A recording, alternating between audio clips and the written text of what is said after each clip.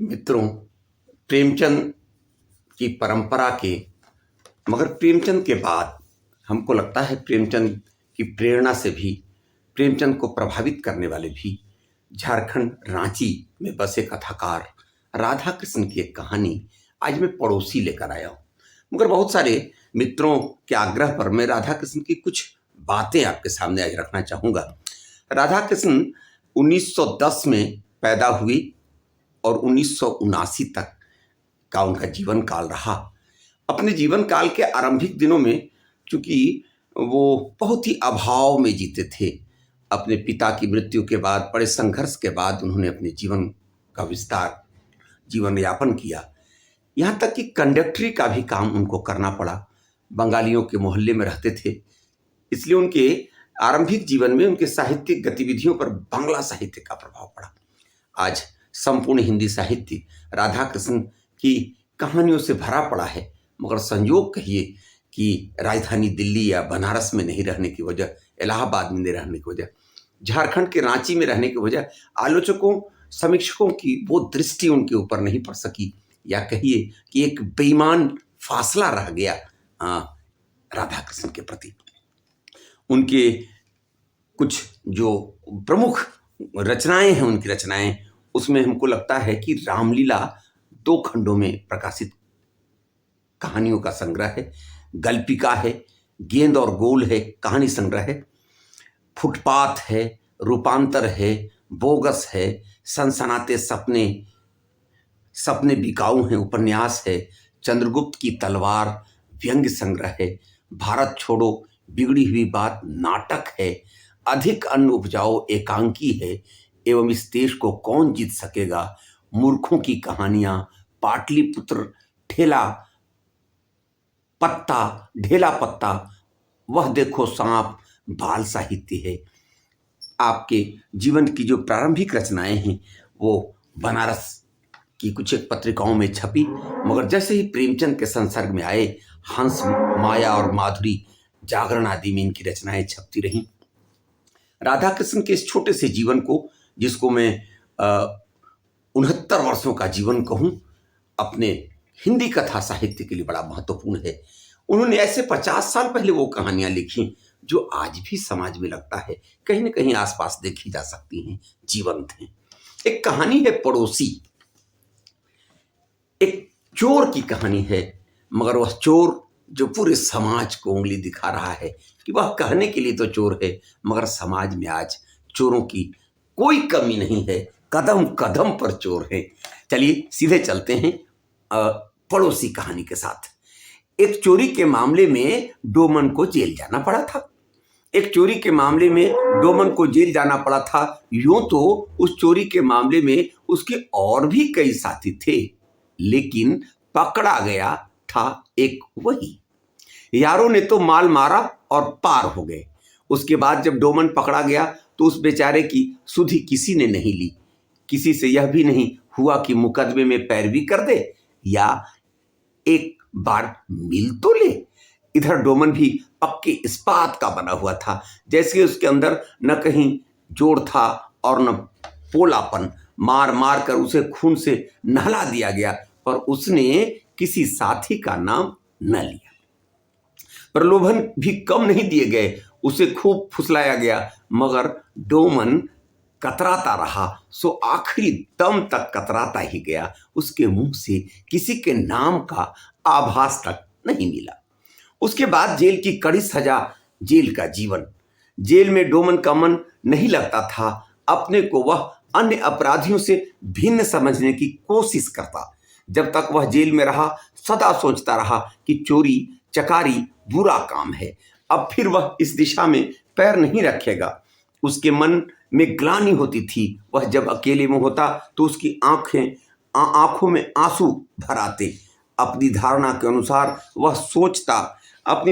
अनुसार वह सोचा करता था कि उसने उस पिछले जन्म में कौन सा कुकर्म किया था कि इस जन्म में गरीब के यहाँ नीच जाति का होकर जन्म लेना पड़ा और चोरी करनी पड़ी। ये सारी बातें वो जेल में मंथन करता है और चोरी करनी पड़े। अपने किए पर पछतावा था।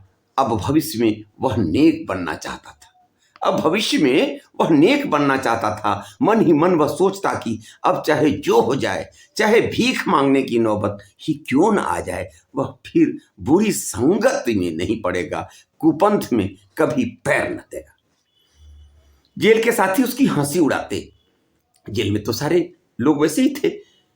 इस संन्यास मार्ग की बात से उसके मित्र चिढ़ते थे, हंसी उड़ाते थे। जेल के साथी उसकी हंसी उड़ाते। 70 चूहे खाकर बिल्ली चली हज को, जिस फिक्र को लेकर मरे जा रहे हो वह अब नहीं होने का। यहां दुनिया देखी है तुमने बहुत की होगी तो 20 चोरियां की होगी। यहां दर्जनों खून और सैकड़ों चोरियां हजम कर चुके हैं। मजाल नहीं कि कोई हवा भी पा सके या किसी को कोई गंध भी मिल जाए। मजाल नहीं कि कोई हवा भी पा सके, किसी को कोई गंध भी मिल जाए। इस तरह तुम्हारी तरह तो धामड़ नौसिख ही पकड़े जाते हैं। अपने फन के उस्ताद तो काम करते हैं और चल निकलते हैं। उन कैदियों में जो और भी गहरे थे, उन कैदियों में जो कुछ और गहरे थे, वे डोमन की मनोवृत्ति देखते थे और मुस्कुराते थे। वे गंभीर होकर कहते, अभी कच्चा है बेचारा। वे गंभीर होकर कहते, अभी कच्चा है बेचारा। जब 2-3 बार जेल की हवा खाएगा तब बुद्धि आप से आप खुलेगी। नहीं, किसी को कुछ समझाने सिखाने की जरूरत नहीं। डोमन फिर कभी इस राह में नहीं आ सकता। डोमन फिर कभी इस राह में नहीं आ सकता। वह अकेला आदमी है, किसके लिए फिक्र करे। मेहनत मजदूरी से कुछ कम मिल गया तो मिल गया, नहीं तो यूं ही सो रहे। यहाँ कौन से बच्चे कच्चे हैं जिनकी फिक्र की जाए। घरनी भी तो नहीं, खाना कपड़ा मांग मांग कर जिंदगी खराब कर दे। घरनी भी नहीं कि खाना कपड़ा मांग कर जिंदगी खराब कर दे। फिर फिक्र क्या की, सोच क्या, जैसा चलेगा वैसा चलेगा। ऐसे विचारों से उसे दृढ़ता मिलती। वह मन ही मन आश्वस्ति लाभ करता। उसे गहरी नींद आती। उस नींद में उसे ऐसा मालूम होता कि जैसे लोग उसकी चाल चलन की प्रशंसा कर रहे हैं। सवेरे जब उसकी आंखें खुलती तो मन हल्का मालूम होता। जेल में भी अपने को बदल देने की जब बातें करता, कल्पना करता, लोग उसकी तारीफ कर रहे हैं ये सोचता, तो इस सोच से उसको नींद आती। रात भर मजे में सोता। जेल से बाहर निकलने पर उसे असीम आनंद मालूम हो रहा था। अब जेल से बाहर आ चुका है। जेल से बाहर निकलने पर उसे असीम आनंद मालूम हो रहा था। वह इस तरह धीरे धीरे चल रहा था, मन उसे कहीं जाना नहीं है। जेल से बाहर निकलने पर उसे असीम आनंद मालूम हो रहा था। वह इस तरह धीरे धीरे चल रहा था, मानो उसे कहीं जाना नहीं है। जैसे वह हवाखोरी के लिए इधर आ गया था और अब उसी तरह टहलता हुआ घर लौट रहा है। उसका घर शहर से दूर एक गांव में था। जिस समय वह अपने गांव में घुस रहा था, उसका हृदय आनंद से प्रफुल्लित होता जाता था। लगता था मानो वह अपनी मां की गोद में जा रहा हो। अपने गांव पहुंचने की खुशी हो रही उसको। लेकिन घर पहुंचते ही उसका हृदय ऐंठ कर रह गया। जिस घर को वह लिपा पुता साफ सुथरा छोड़कर गया था, उस घर को आज क्या हो गया। यह तो पहचान में भी नहीं आता कि यह वही घर है। हमारी गाय क्या हुई, 5-7 बकरियां थी, उनका क्या हुआ। यहां तो लोगों ने घर के कपड़े भी उतार लिए हैं। आग सुलगाने के लिए छप्पर के बांसों को खींच कर खत्म कर दिया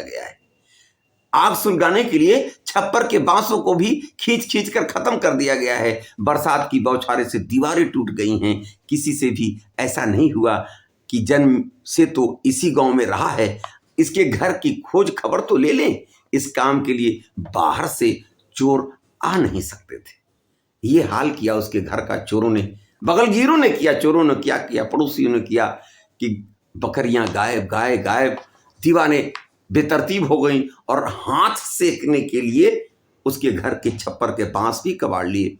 कहा जाता है, गांव में कहावत है कि गरीब की झोपड़ी में जब आग लगती है तो गुंडे अपने हाथ सेकते हैं। यहाँ इस चोर के घर इतनी चोरियां हुई कि आज अपने घर को वो पहचानने की नौबत नहीं है। किसी ने ऐसा भी नहीं हुआ कि जन्म से तो इसी गांव में रहा है, इसके घर की खोज खबर तो ले लें। इस काम के लिए बाहर से चोर आ नहीं सकते थे, यह सारा पड़ोसियों का ही काम था। डोमन की आंखें लाल हो गईं। घर के भीतर जो सारा सामान था उसका भी अता पता न लगा। कूड़ों की ढेर के सिवा अब उस मकान में कुछ भी नहीं था। न एक भी बर्तन बचा था, न एक भी संदूक, यहाँ तक कि मिट्टी की हांडी को भी यारों ने टरका दिया था। वो मिट्टी की हांडी जिसमें बनाता खाता था, कुछ अनाज रखे थे, वो भी गायब हो गए थे। डोमन की आंखें लाल थी, वह क्रोध से दांत किटकिटा रहा था। क्या यह चोरी नहीं है? डोमन की आंखें लाल थीं, वह क्रोध से दांत किटकिटा रहा था। क्या यह चोरी नहीं है? यह काम तो उन्हीं लोगों ने किया है जिनके बीच में नेक बनकर रहने का सपना देखता था। इन कमीनों की प्रशंसा का मोल ही क्या। हम चोर हैं और ये छिछोर हैं। बड़ा हाथ ये इसलिए नहीं मारते कि इनका छोटा कलेजा है, वरना ये हमसे भी ज्यादा पापी हैं। खुद तो नेक रहते नहीं, बस एक हवा बांध रखी है कि दूसरे नेक रहा करें। बहुत बड़ा कटाक्ष है समाज पर कि खुद तो नेक रहते नहीं, बस एक हवा बांध रखी है कि दूसरे नेक रहा करें। जब वह पड़ोसियों के पास गया तो वे प्रसन्नतापूर्वक मिले, किसी ने भी आंखें नहीं चुराई। जबकि ये जब चोरी करके गया तो आंखें चुराता रहा, खुद को बदलने की सोचता रहा, मगर इसके पड़ोसियों ने किसी ने भी आंखें नहीं चुराई। फिर भी किसी ने उसे यह नहीं बताया कि उसकी गाय क्या हुई।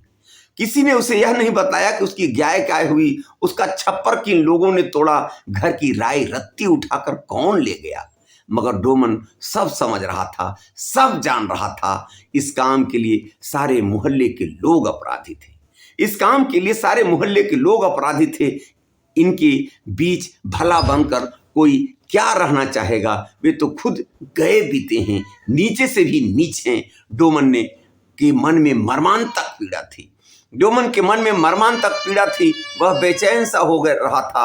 अकेले में खड़ा होकर वह अपने मोहल्ले की ओर लाल आंखों से घूरने लगा। इसके बाद फिर अधिक दिन नहीं बीत सके। 5 दिन के बाद ही वह अपने मोहल्ले में चोरी करता हुआ पकड़ा गया। सारे मोहल्ले के लोग उसे गालियां दे रहे थे। अपने ही मोहल्ले में चोरी करता हुआ पकड़ा गया। सारे मोहल्ले के लोग उसे गालियां दे रहे थे, क्रोध से पीट रहे थे। जो औरतें डोमन के घर के बांस के बिना चूल्हा भी नहीं सुलगा सकती थी, वे आज हाथ चमका कर उसकी मां की निंदा कर रही थी। बड़े समारोह के साथ पुलिस वालों को सूचना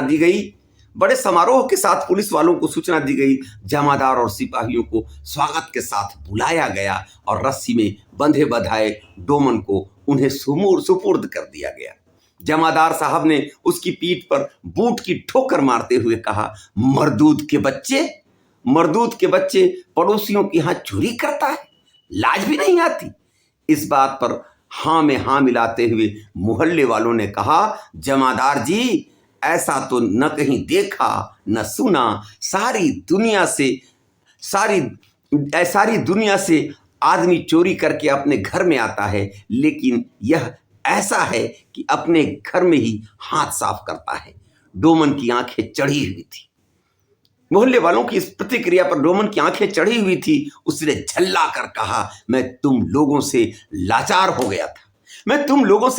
हो गया था। तुम इतने कमीने हो कि मैं तुम लोगों के बीच रहना नहीं चाहता था। मैं वही जाना चाहता था जहां हमारे साथी लोग पड़े हुए हैं। वे तुम लोगों की तरह कमीने नहीं हैं। तुम लोगों के बनिस्पत वे ज्यादा भले हैं, मगर मुझे उन लोगों के पास जाना नहीं होता तो फिर तुम क्या, तुम्हारे भूत में मुझे पकड़ नहीं पाते। चोरी मुझे आती है, मुझे वह चोरी नहीं आती कि किसी गरीब बेकस का घर उजाड़ दिया और समझते रहें कि मैंने कुछ भी नहीं किया। मैं वह चोरी नहीं जानता जिसमें मैं गरीब का सब कुछ लूट लूं, गरीब बेकस का घर उजाड़ दिया और समझते रहें कि मैंने कुछ नहीं किया। यह चोरी मुझे नहीं आती। इस बात को सुनकर पड़ोस का एक आदमी आश्चर्य और घृणा से कह उठा, सुन रहे हैं न जमादार जी साले की बातें। ये कहानी थी राधा कृष्ण की।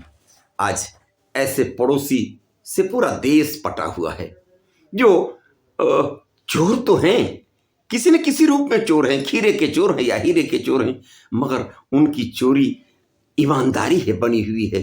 किसी के घर की गाय बकरियां चुरा लेने वाले, घर के हड़िया बर्तन चुरा लेने वाले शरीफ जादे बने हैं, पड़ोसी बने हैं, और वह चोर बना हुआ है जिसके अंदर अच्छा बनने की इच्छा है, और जो अच्छे हैं वो अंदर से चोर हैं।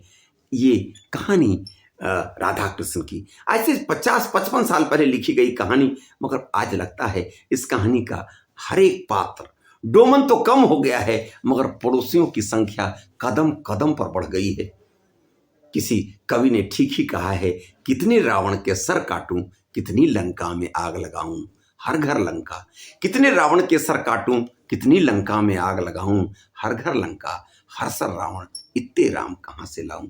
आज तो राम और रावण की बात ही समाप्त हो गई, कदम कदम पर रावण ही नजर आते हैं, मगर डोमन जैसा गरीब है, लाचार है, दलित है, कमजोर है, इसलिए वह चोर बना हुआ है, और वो सारे चोर शरीफ जादे बने हुए हैं, बड़े बड़े रईस और बगलगीर बने हुए हैं। ये कहानी राधा कृष्ण की ये कहानी पड़ोसी निश्चित मानिए कि आपको पसंद आई होगी। समाज को प्रेरणा देने वाली ये कहानी है।